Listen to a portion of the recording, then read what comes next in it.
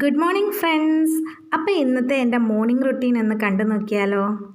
രാവിലത്തെ പ്രഭാതകൃത്യങ്ങളെല്ലാം കഴിഞ്ഞ് ഒന്ന് ഫ്രഷായി ഇനി നേരെ അടുക്കളയിലേക്ക് കയറണം.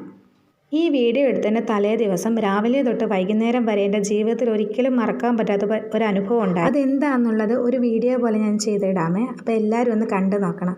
അപ്പോൾ പല്ലൊക്കെ തേച്ച് മുടിയൊക്കെ നന്നായി കെട്ടിവെച്ച് ഞാൻ നേരെ ഇനി അടുക്കളയിലേക്ക് പോവാണേ. നാളെ എന്ത് ചെയ്യണമെന്ന് ഞാൻ തലേന്ന് പ്ലാൻ ചെയ്താണ് കിടക്കുന്നത്.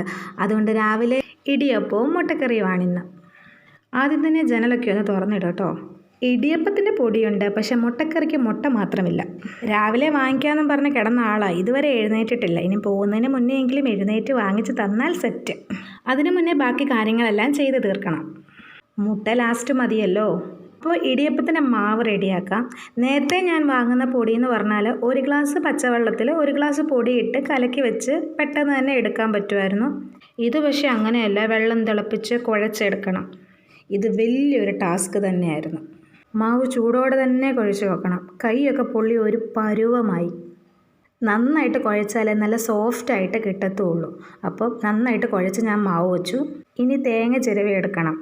ഇപ്പം ഞാൻ ഇടിയപ്പത്തിന് വേണ്ട തേങ്ങ മാത്രമേ ചിരവിയുള്ളൂ. അല്ലെങ്കിൽ ഞാൻ മുഴുവനും തേങ്ങ ചിരകി വെക്കും, എന്നിട്ട് ഫ്രീസറിൽ അങ്ങ് സ്റ്റോർ ചെയ്ത് വെച്ചേക്കും.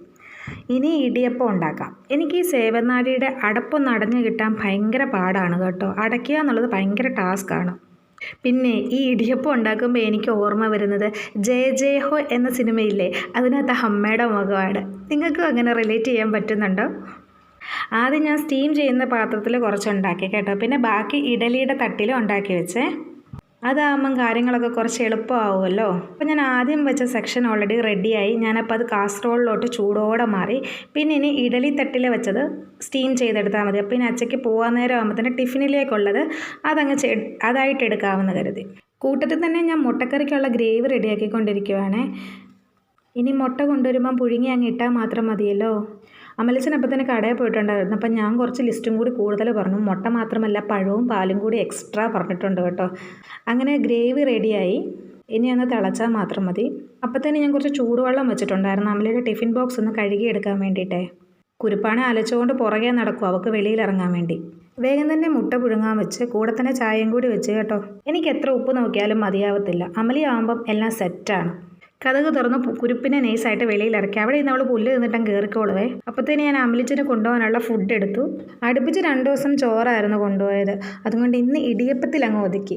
അമലിയുടെ മെനു തന്നെ ആയതുകൊണ്ട് പിന്നെ വേറെ പ്രശ്നമൊന്നുമില്ല, കഴിച്ചോളൂ. അമലിച്ചിന് കഴിക്കാൻ കൂടെ കൊടുത്തു കഴിഞ്ഞാൽ മാത്രമേ എനിക്ക് കുരുപ്പിനും ഫ്രീ ആയിട്ടിരിക്കാൻ പറ്റുള്ളൂ. അവളുടെ കാര്യം കൂടെ നോക്കണമല്ലോ എനിക്കിനി. ഇടിയപ്പം മുട്ട